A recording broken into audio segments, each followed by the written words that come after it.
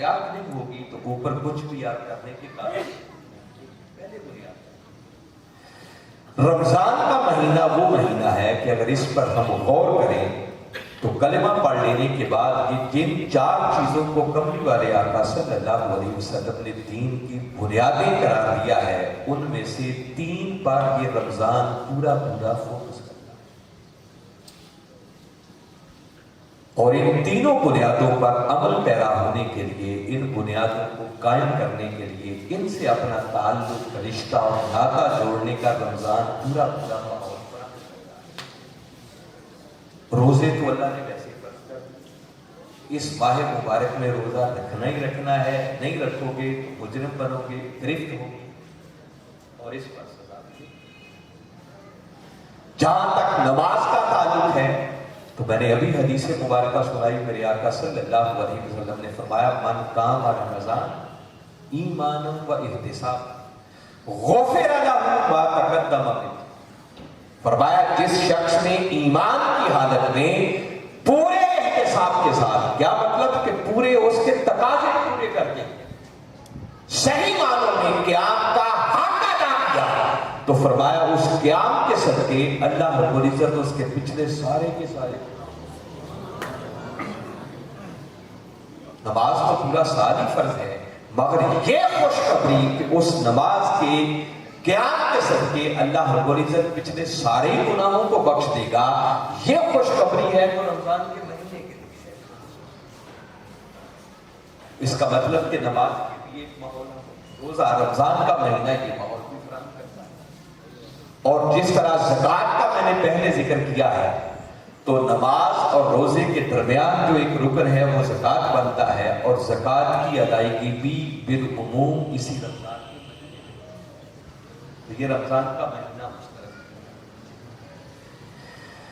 آج میں چاہتا ہوں کہ نماز پر بھی اکثر و بیشتر ذکر ہوتا رہتا ہے، اور روزے کی فضیلت بھی آپ سنیں گے اور سنتے رہتے ہیں۔ میں نے جہاں تک جائزہ لیا ہے، مشاہدہ کیا ہے، کلمہ پڑھ لینے کے بعد یہ جو دین کے 4 رکن ہیں، ان چاروں میں سے اگر سب سے زیادہ نظر انداز ہونے والا کوئی رکن ہے تو وہ زکوٰۃ ہے۔ دیکھیں اب رمضان شروع ہوگا نا، رمضان کا مہینہ ہو اور کوئی شخص روزہ نہ رکھے تو زمین ملامت، کیسا بندہ ہے کہ تجھے روزہ رکھنے کی توفیق دے۔ مگر زکوٰۃ دین کا ایک ایسا رکن ہے کہ ہم زکوٰۃ دیتے بھی نہیں ہیں اور ہمارا ضمیر اس پر ہمیں جھنجھوڑ کر، ہم اتنے یوز ٹو ہو گئے ہیں کہ ہمیں فکر ہی کوئی نہیں، پرواہ نہیں ہے کہ یہ بھی کوئی دین کا۔ حالانکہ یاد رکھیں زکوٰۃ کا ادا کرنا بھی اتنا ہی ضروری ہے جتنا کہ نماز کا کرنا۔ ان دونوں کی فرضیت میں کوئی رتی برابر بھی فرق نہیں، بلکہ اکثر مقامات قرآن پاک کے آپ پڑھیں گے باری تعالیٰ نے نماز اور زکوٰۃ کا ذکر اکٹھا کیا، فرمایا اقیموا الصلاۃ کہ نماز قائم کرو اور زکوٰۃ ادا کرو۔ بہت سے مقامات ہیں جہاں آپ کو یہ اکٹھا کیا، اس کی بہت ساری حکمتوں میں سے حضرت عبداللہ ابن عباس رضی اللہ تعالیٰ عنہ نے حکمت کیا اور فرمایا کہ یہ جو باری تعالیٰ نے نماز اور زکوٰۃ کا ذکر اکٹھا کیا ہے، اس کی ایک حکمت یہ ہے کہ باری تعالیٰ ہمیں یہ میسج دے رہے ہیں، یہ پیغام دے رہے ہیں کہ میرے محبوب کے غلاموں سن لو، یہ نماز اور زکوٰۃ ایک پیکج ہے، یہ الگ الگ قبول نہیں ہوگا، یہ قبول ہوں گے تو دونوں اکٹھے۔ جس کا سادہ لفظوں میں اگر مفہوم بیان کروں تو وہ فرما یہ رہے ہیں کہ اگر کوئی شخص نمازیں پڑھے، تہجدیں پڑھے، راتوں کو اٹھ کے بڑے سجدے کرے، اوابین پڑھے، اشراق پڑھے، ساری نمازیں نفلی بھی اور فرض بھی نمازیں پڑھے،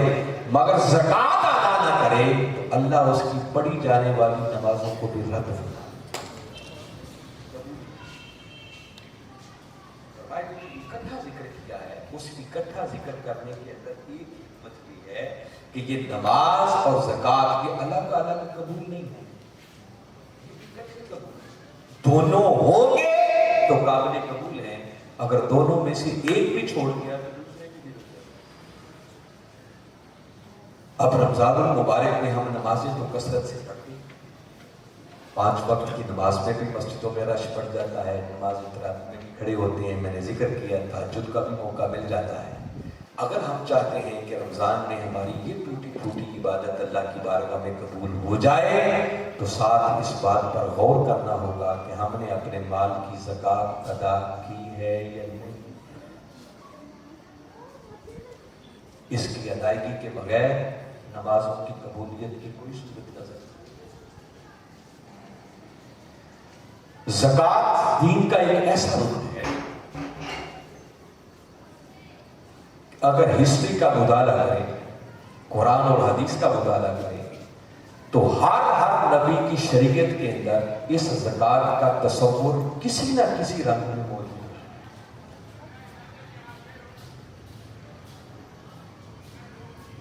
مثلا میں تفصیل میں گئے بغیر صرف 2 ریفرنسز آپ کو دیتا۔ حضرت اسماعیل علیہ السلام کا ذکر قرآن پاک میں باری تعالیٰ نے کیا، ایک مقام پر فرمایا کان یأمر اہلہ بالصلاۃ والزکاۃ، کہ اسماعیل علیہ السلام اللہ کے وہ پیغمبر ہیں جو اپنے اہل خانہ کو نماز قائم کرنے کا بھی حکم دیتے تھے اور زکوٰۃ ادا کرنے کا بھی، جس کا مطلب یہ ہے کہ یہ زکوٰۃ ان کی شریعت میں بھی موجود۔ حضرت عیسیٰ علیہ السلام انہوں نے جب آغوش مادر میں کلام کیا، جب یہودیوں نے اعتراض کیا تھا کہ مریم تیری شادی نہیں ہوئی، بغیر شادی کے بچہ کہاں سے آیا،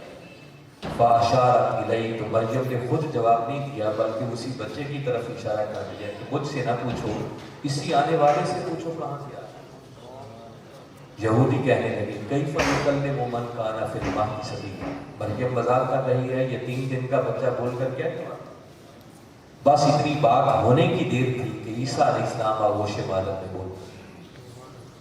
اور آپ کی زبان سے جو جملے نکلے وہ قرآن نے ہمیشہ کے لیے آپ نے اندر محفوظ کر، اور آپ فرمانے لگے قال انی عبد اللہ آتانی الکتاب وجعلنی نبی، کہ خبردار میری ماں کی چادر عصمت پر اعتراض نہ کرو، سنو میں اللہ کا بندہ ہوں، اس نے مجھے کتاب بھی دی ہے اور مجھے نبی بھی بنا دیا، وجعلنی مبارکا اینما کنت، اور میں جہاں کہیں بھی رہوں اللہ نے مجھے برکت والا بنا دیا۔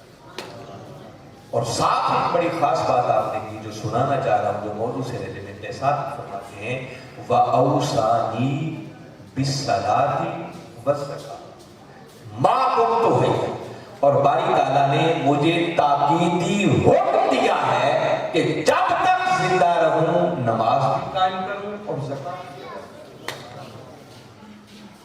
اس کا مطلب کہ زکوٰۃ کا کنسیپٹ ان کی شریعت میں بھی موجود ہے۔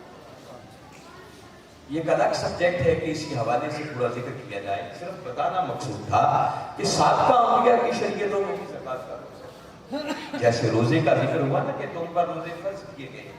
جیسا کہ تم سے پہلے لوگوں پر بھی فرض کیے گئے، اسی طرح زکوٰۃ سابقہ شریعتوں میں بھی تھی، اس کی ادائیگی، اس کی شرائط، اس کے تقاضے، اس میں کچھ ڈیفرنس ہو سکتا ہے مگر تصور بنیادی ہو۔ مگر اسلام وہ واحد دین ہے کہ جس نے پہلی مرتبہ اس زکوٰۃ کو دین کے ایک رکن، ایک مسلمان پر فرض اور ایک عظیم الشان عبادت کے طور پر متعارف ہے۔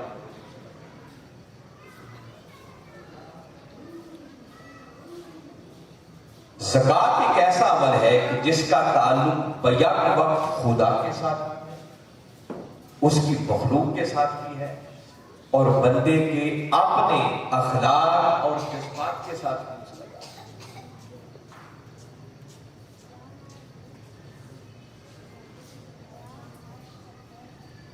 زکوٰۃ کے حوالے سے قرآن پاک کے اندر کثرت کے ساتھ ایسی آیات ملے گی جہاں زکوٰۃ کی ادائیگی کا حکم ہے۔ ان کی تفصیل میں گئے بغیر جب یہ بات طے ہو گئی کہ یہ باقاعدہ دین کا ایک بنیادی رکن ہے، اس کا فرض کیا جانا بھی ایسے ہی ہے جیسے کہ نماز کا فرض کیا جانا ہے۔ جو شخص اپنے مال کی زکوٰۃ نہیں دیتا بلکہ دینا تو بات کی بات ہے، جو شخص اس زکوٰۃ کا انکار کرے وہ دائرہ اسلام سے خارج ہو جائے گا، اور جو اقرار کرنے کے باوجود ادا نہ کرے وہ فاسق ہے، فاجر ہے، گناہگار ہے، مجرم ہے، اللہ کی بارگاہ میں گرفت ہوگی اور وہ عذاب کا مستحق ہے۔ باری تعالیٰ نے ایک مقام پر قرآن پاک میں فرمایا وَالَّذِينَ يَكْنِزُونَ الذَّهَبَ وَالْفِضَّةَ وَلَا يُنْفِقُونَهَا فِي سَبِيلِ اللَّهِ فَبَشِّرْهُم۔ فرمایا وہ لوگ جو سونے چاندی کے ڈھیری کرتے ہیں، مال و دولت کو جمع کرتے ہیں، پھر اللہ کی راہ میں خرچ نہیں کرتے، فرمایا محبوب انہیں دردناک عذاب کی خبر سنی، اور وہ عذاب کیا ہوگا؟ چند بیٹھ جاؤ، کوئی اب کسی شخص کو یہ پیسوں کے لیے آنے کی اجازت نہیں ہے، توجہ سے میری بات کو سنے میں کیا کہہ رہا، اور وہ کیا ان کی سزا ہوگی؟ فرمایا یوم یحمى علیہا فی نار جہنم فتکوی بہا جباہہم وجنوبہم وظہورہم۔ فرمایا جب قیامت کا دن آئے گا ان کے مال کو جہنم کی آگ میں